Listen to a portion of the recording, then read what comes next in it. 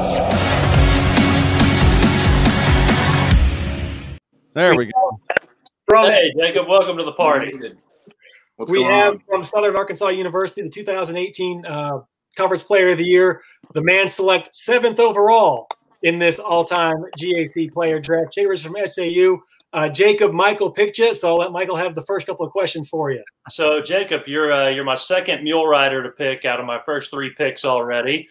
James Bond was my first SAU pick. He's from a few years before you on the mound.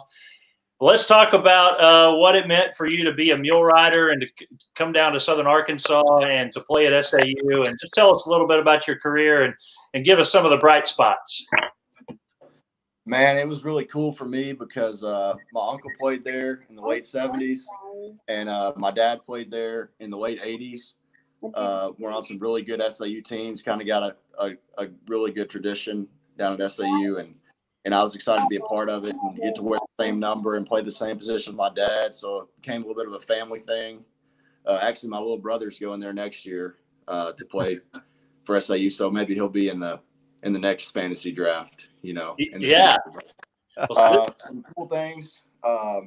Getting to play with some great players, man, like Trevor Rucker and those guys on that 2017 team, and then being with a great senior class in 2018 with Kenneth Tabor, Mark Fondo, Court McPherson, all those guys. And, man, we were one game away from the World Series my senior year. That was awesome. Well, Trevor Rucker was the 2nd overall pick. It was a bit of a toss-up there for Joey and I between Rucker and Arkansas Monticello's Corey Wood. So Rucker's already off the board too, and there's going to be a lot of mule riders go in our draft here. It's been a lot of fun for us already, just to kind of reminisce and think about, some of the memories of the GAC. We, of course, refer to your pick already as our first one from the hot corner. Tell us what it's like to play third base at a college level, because I never made it past about 6th grade baseball. I'll tell you, for me personally, it's a lot more fun on turf. Okay. And, I mean, like I've told all my coaches and teammates in the past, I like to play hitter. So find me a place to play on the field. If you look at my fielding percentage, I can say this now because I'm done playing. I didn't get player of the year for playing third base. So yeah, well, you definitely took care of it with your bat. What's life been like for you post college baseball? What have you been up to lately? Man, I'm coaching. I coached at SAU with the guys I played with, Pettigrew and Brandon Stover and Adam Anderson.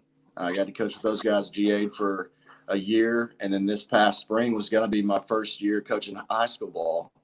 But, of course, we got 4 games in, and due to the circumstances, that got cut a little short. So, yeah. Well, I'm a high school teacher myself, and you're kind of in the trenches when you're in high school sometimes. Yeah. I wish you would have got that experience this year. I really hate that didn't happen. What was going through your head when you kind of found out it was all over? Well, I was like, I just get into this profession. I've known I wanted to coach for a long time, but I finally get into it. I thought we had a good team at the high school I was at this spring, and then it gets cut short 4 games in. I was like, this is something that's never happened, to my knowledge in the history of sports or the world, now. And then it happens my first semester in, but there's a lot worse things that could be going on than getting a little free time to spend with your family and your friends and stuff. So yeah. Well, for what it's worth, congratulations on our mock draft pick here, but I'll leave it to the other guys if they have anything else. I just want to pick off of that, Jacob. How about the guys you still reach out to at SAU? How have they been taking this time away and getting ready, trying to stay sharp for 21? And the guys that have the decision if they want to take an extra year or if they're going to call it a career. I actually got to spend a little time with those guys because I was a coach on that team, this year's team in the fall, and I left in the spring. But, as soon as this whole thing happened, I'd been and watched a few series, and they had obviously had things rolling really well down there. And then I made a point to reach out to all of them and say, hey, look, guys, working is not fun. Playing baseball is fun. So if you get a chance to come back and play, I was like, working and coaching and getting in the business world or whatever you're going to get into is going to be there in a year. So I think I talked all of them but one into coming back and play. I won't take credit for that, by the way. So. Well, you put yourself as you can show yourself some mettle in early recruiting. It's maybe recruiting, the odd idea of recruiting seniors back to school, but still. Right.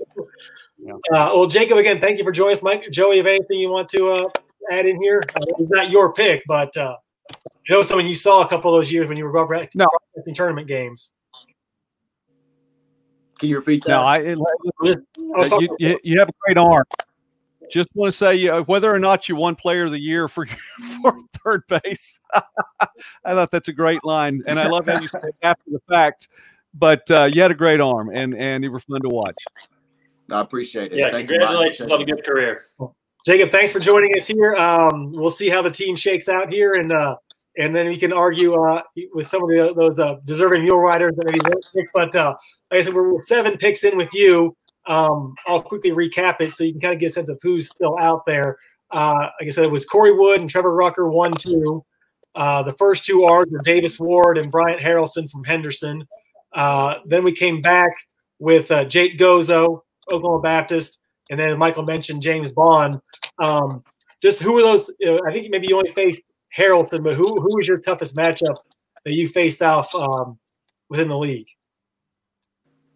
Pitching wise, yeah, I would say the guy I had personally the toughest time off of was Braden Chambers from UAM.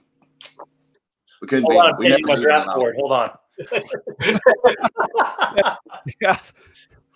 If a good hitter like that tells me a pitcher he struggled against, I'm going to find a way to draft that person. We're looking now, keeping that open. Yeah, we don't like the Bull Weevils, and we've always wanted to beat that guy, but he bested us every time. Well, I think that I think he was in the preliminary draft board here. We'll see where if he does fall in the where he does fall down the road. And like I said, when everything is wrapped up here, we'll put all teams online and we can start the debate of which team will be a champion. I think we'd probably move this thing to Enid and have like a best of 9 series with everybody and see how many of the 45 are left out and dust off the cleats and play one more time. If we're going to Enid, you better keep picking mule riders. There we go. It is a wise decision. Well, Jacob Richardson, again, thanks for joining us here. That's a good line to close on. Congratulations on your selection here to the all-time GAC draft, and thanks again for the time. I appreciate you guys. Thank you. Thanks. Take care.